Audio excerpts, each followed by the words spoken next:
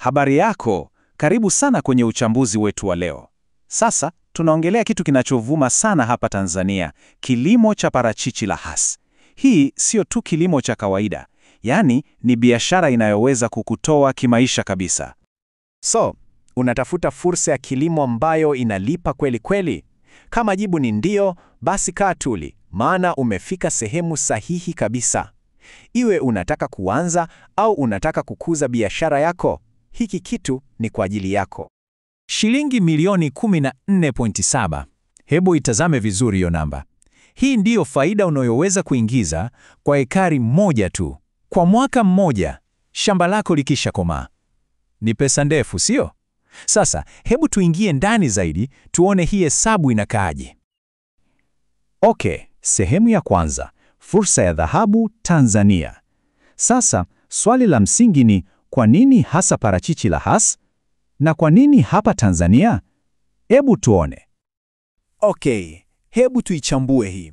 Kwanza kabisa, dunia nzima inataka parachichi la Hass. Yaani, soko lipo na ni kubwa. Pili, na hapa ndio bahati yetu, Tanzania ina maeneo. Fikiria Kilimanjaro, Mbeya. Ardhi na hali ya hewa ni perfect kabisa kwa zao hili.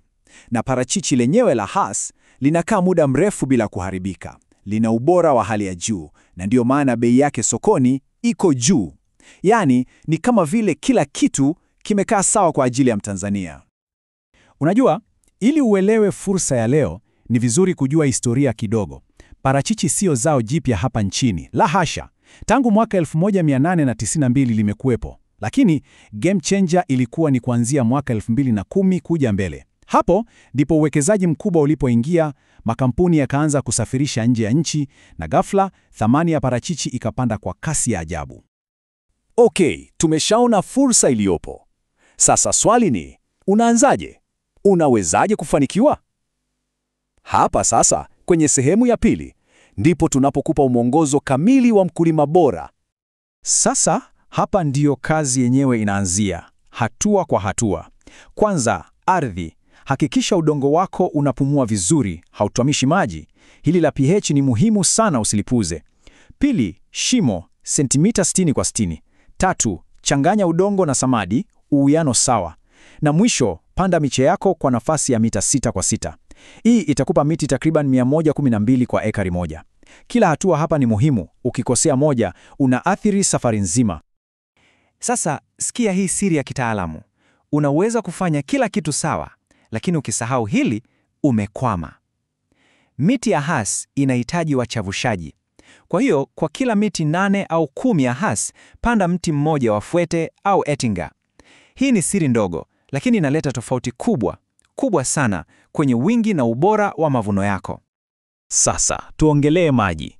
Unaweza kutumia njia ya jadi, lakini unapoteza maji mengi na mavuno yanakuwa ya kubahatisha. Au, unaweza kuwa mjanja na kuwekeza kwenye umwagiliaji wa matone.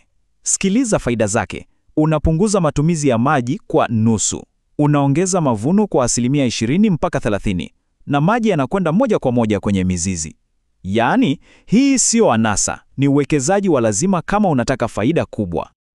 Okay, shamba limekomaa. Umevuna maparachichi yako mazuri. Hongera, lakini kazi bado haijaisha.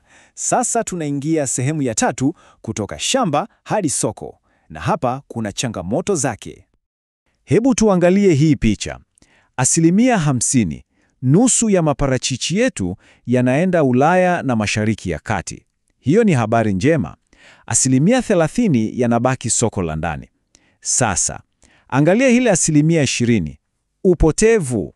Yaani, kwa kila maparachichi 5 uliovuna, moja linapotea kabla ya kufika sokoni. Hiyo ni hasara kubwa sana. Sasa, ule upotevu unatokana na nini? Hizi hapa changamoto.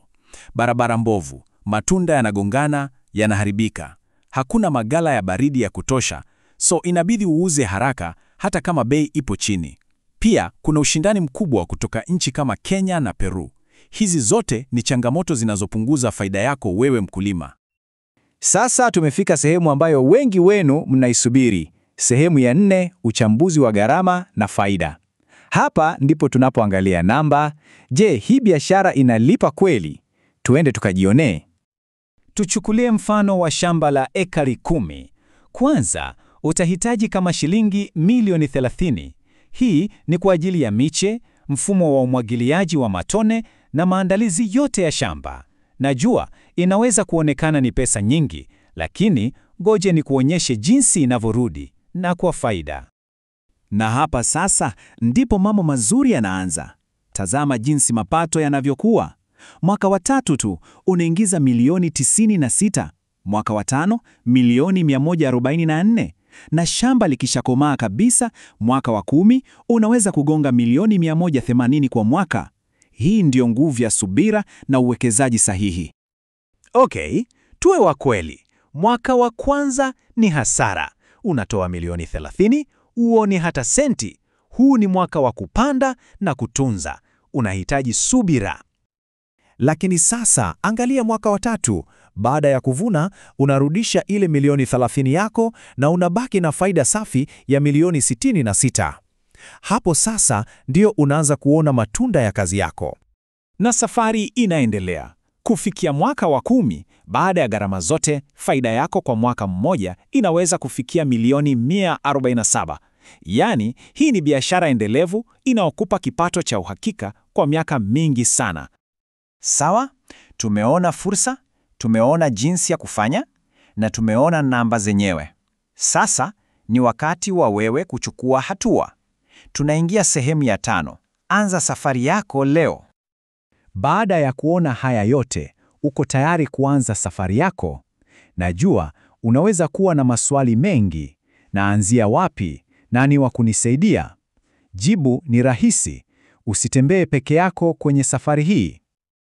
Ili ufanikiwe, unahitaji mshirika wa kuaminika. Na hapa ndipo sisi Kilimo Biashara Africa Limited tunapoingia. Sisi ni wataalamu wako, mshirika wako wa uhakika katika kilimo cha parachichi hapa Tanzania. Na kwa sababu tunataka ufanikiwe, tumekuandalia ofa maalum. Ukinunua miche yako bora kutoka kwetu kwa bei ya punguzo ya shilingi 3,000 tu, tunakupa ushauri wa kitaalamu bure kwa miezi 6. Sio hivyo tu, tunakupa mwongozo kamili wa kilimo bure na tunakusaidia kukuunganisha na masoko yenye faida. Hii ndio tofauti ya kufanya kazi na wataalamu. Kwa hiyo, unasubiri nini? Simu yako iko wapi? Chukua simu yako sasa hivi na utupigie kwenye namba 0763 071 007. Anza safari yako ya mafanikio leo.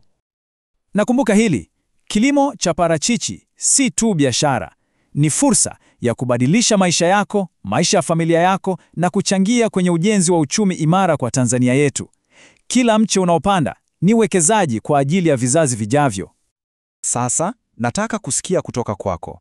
Wewe unafikiri changamoto kubwa zaidi katika kilimo cha parachichi hapa Tanzania ni ipi? Ni barabara? Ni masoko? Ni nini? Acha maoni yako hapo chini tujadiliane. Na kama umependa uchambuzi huu na unataka kupata miongozo mingine kama hii, hakikisha unabofya hiyo subscribe button hapo chini na unawasha na kengele. Asante sana kwa kuwa nami, tukutane kwenye uchambuzi unaofuata.